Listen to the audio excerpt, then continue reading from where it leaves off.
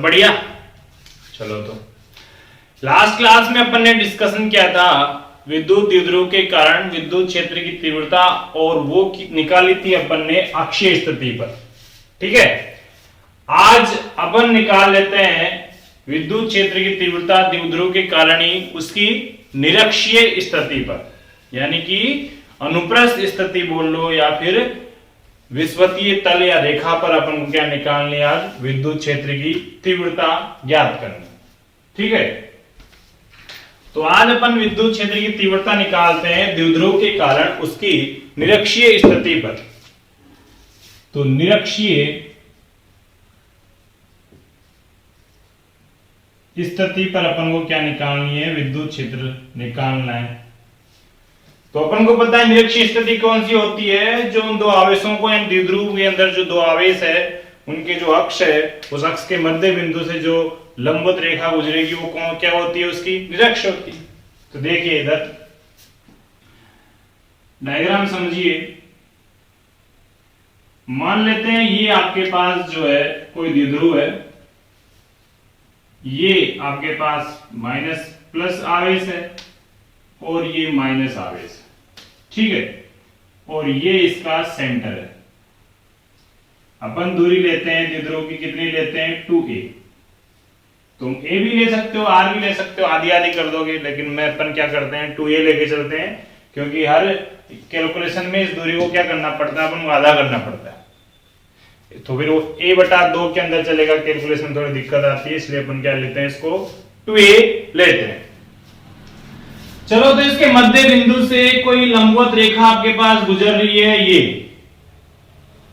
ये क्या हो गई इसकी निरक्ष, यानी कि मध्य बिंदु O से r दूरी पर कोई बिंदु P है जहां पर मुझे विद्युत क्षेत्र की तीव्रता ज्ञात करनी।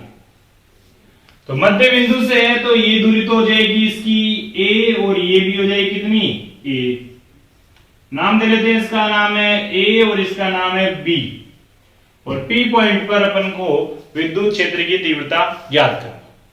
कोई दिक्कत?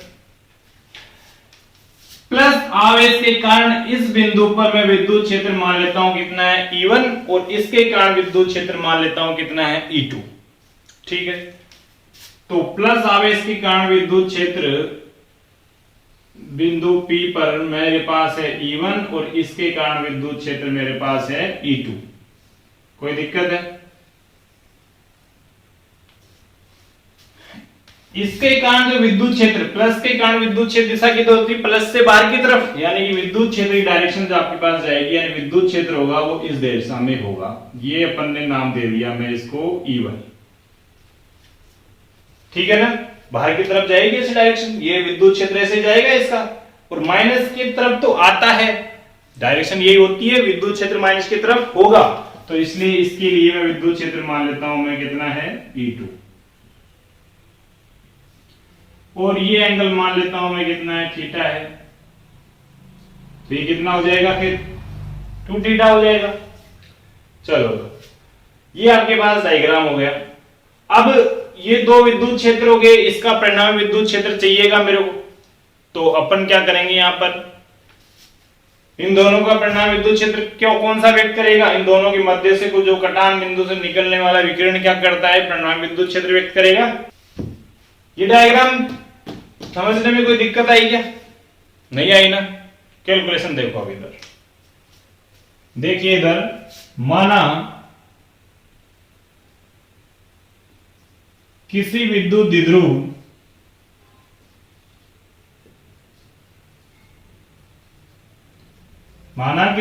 द्विध्रुव AB के कारण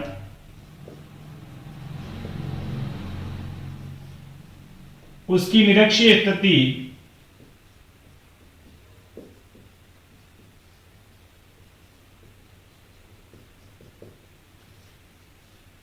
OP बराबर r दूरी पर विद्युत क्षेत्र ज्ञात करना है।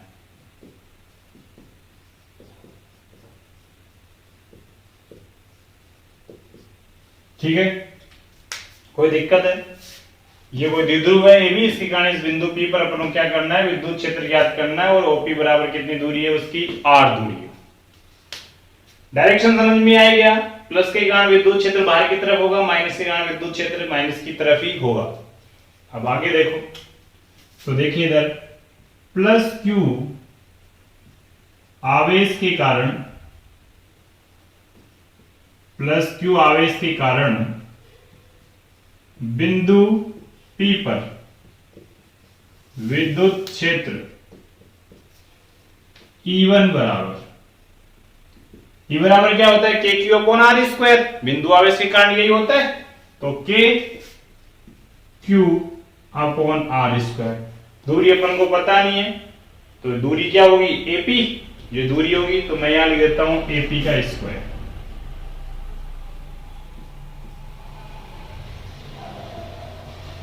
दिशा की बात करूं तो एपी दिशा में होगी, एपी दिशा में, ठीक है। दूसरा, माइनस क्यू आवेश के कारण विद्युत क्षेत्र, माइनस क्यू आवेश के कारण बिंदु P पर विद्युत क्षेत्र, तो इसके लिए मैंने माना है E2, तो E2 बराबर वही के क्यू अपॉन आर स्क्वायर, तो के और क्यू तो वही रहेगा क्योंकि प्लस और माइनस दोनों बराबर है, लेकिन बस प्रकृति का अंतर है। दूरी हो जाएगी आपके पास बीपी का स्क्वायर, बीपी जो भी दूरी होगी।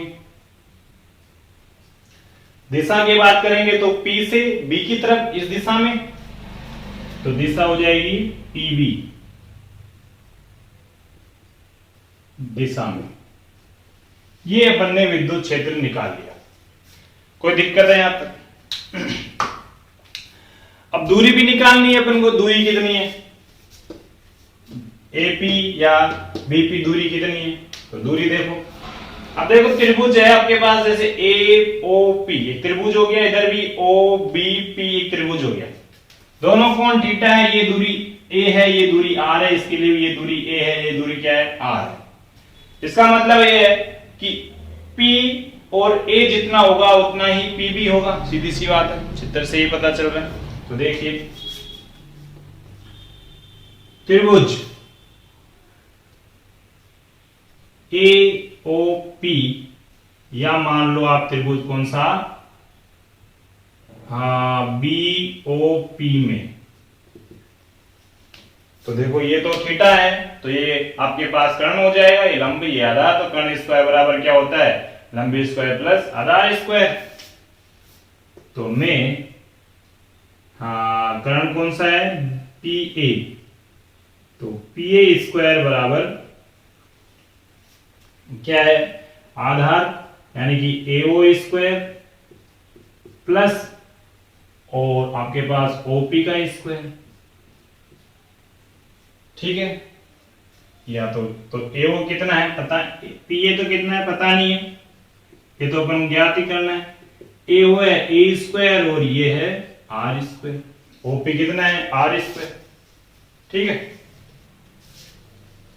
अतः अपन लिख सकते हैं, देखिएगा इधर, PA स्क्वायर बराबर A square plus R square, और अगर मैं PB स्क्वायर निकालूंगा तो ये भी यही आएगा, PB स्क्वायर बराबर ये स्क्वायर प्लस ये स्क्वायर, यानी ये स्क्वायर, तो इसको भी मैं इसके बराबर कर सकता हूं, तो PB स्क्वायर, यानी ये दोनों ही कितना है, A square plus R square, इसका मान इतना ही है। अब देखिएगा, तो इस समीकरण के अंदर मैं अगर AP और BP का मान रखता हूं, दोनों बराबर है, इसका मतलब ये दोनों क्या होंगे, परिमाण में बराबर होंगे। तो देखो स्पष्ट है कि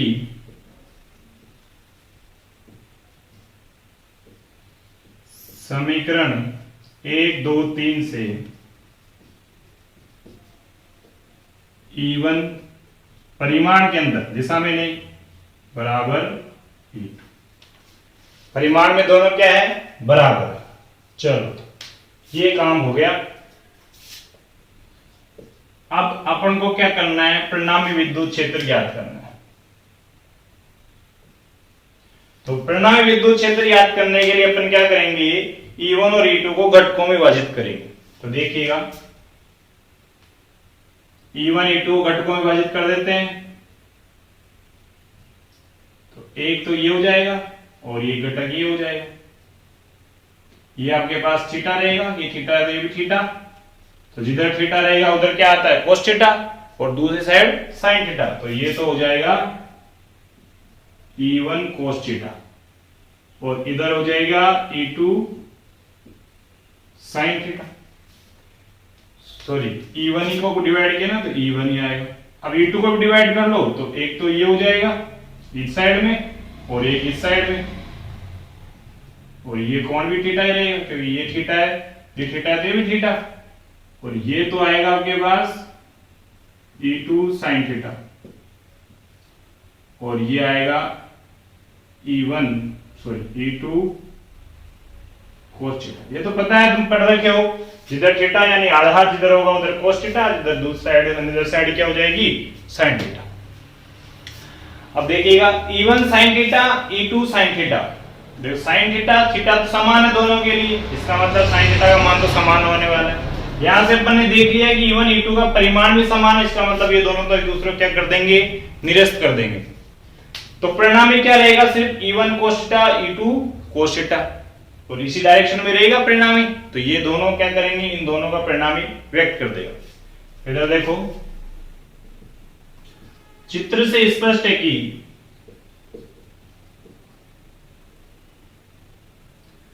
क्या है, चित्र से स्पष्ट है कि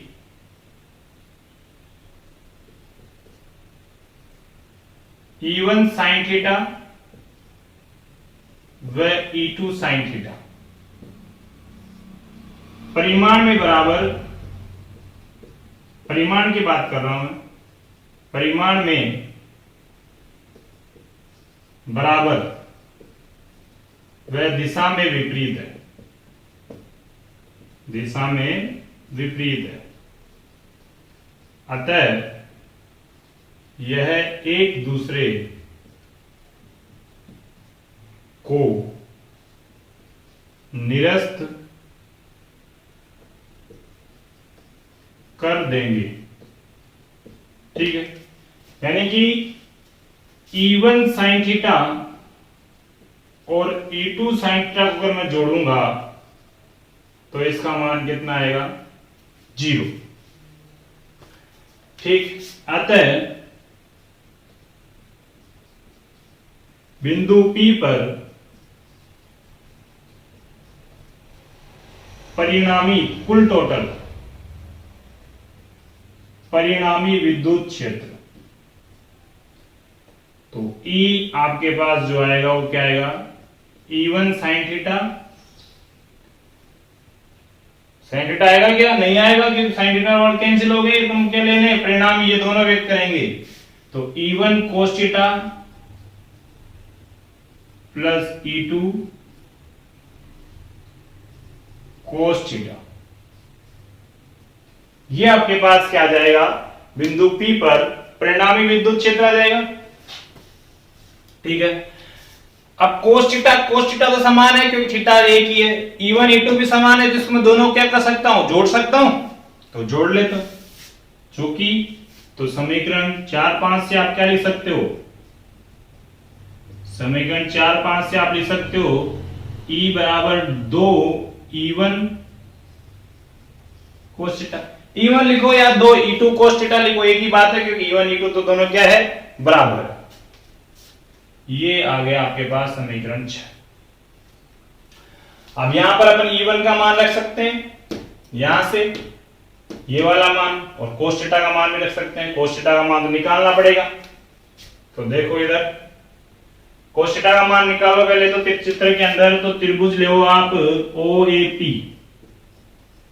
तो OAP के अंदर कोस थीटा क्या होता है दाल बट्टा कक्का से आधार बटा कर्ण, तो ये आधार और ये कर्ण, यही होगा, ये आधार ये कर्ण, कोस थीटा बराबर आधार AO बटा कर्ण AP, कोस थीटा का मान आ गया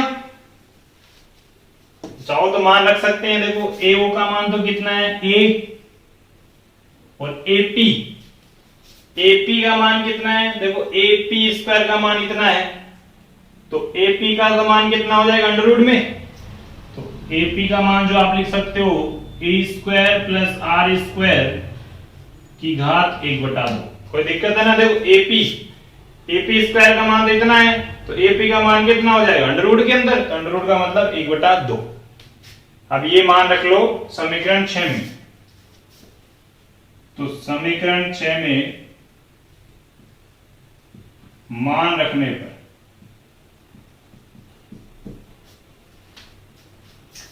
E1 का मान कितना है, E1 का मान अपने पास था KQ, दो तो ऐसे कैसे रहेगा, E1 का मान है KQ अपॉन AP स्क्वायर,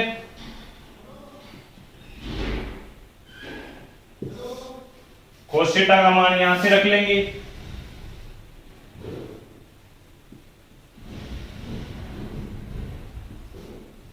ठीक है। और एपी का मान कितना है, ये रहा के क्यू, और मैं इस दो को इस ए के साथ भी लिख देता हूं। एपी का मान है ए स्क्वायर प्लस आर स्क्वायर, और इधर है ए स्क्वायर प्लस आर स्क्वायर की घात 1/2, तो इसकी घात 1 और इसकी घात 1/2 कितनी हो जाएगी 3/2।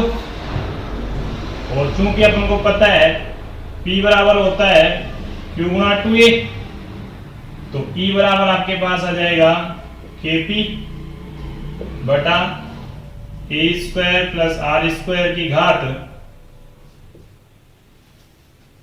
3/2, क्योंकि एक को और आधा को जोड़ेंगे 3/2 आ जाएगा।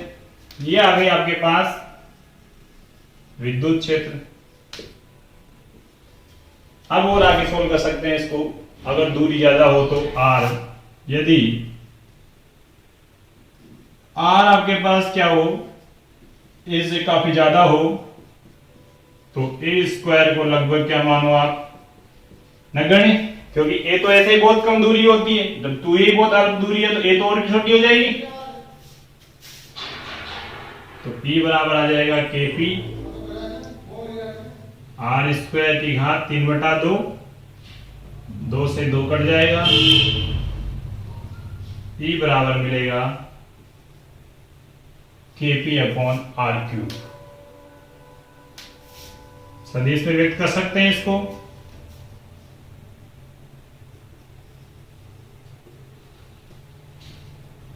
E बराबर KP सदिश बटा आर क्यूब।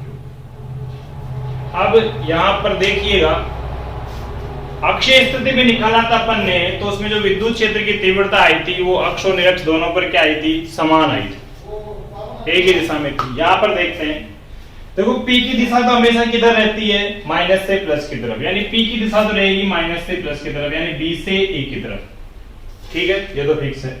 E की दिशा की बात करते हैं, परिणामी E ये वाला है, यानी कि इस डायरेक्शन में मिल रही है ये परिणामी, यानी किधर चल रहे हैं अपन, किधर A से B की तरफ विद्युत क्षेत्र के लिए, जबकि इसके लिए किधर आ रहे हैं B से A की तरफ, दोनों एक दूसरे क्या हो गई विपरीत, विपरीत होने की वजह से यहाँ चिन्ह किसका आ जाएगा, एक माइनस का।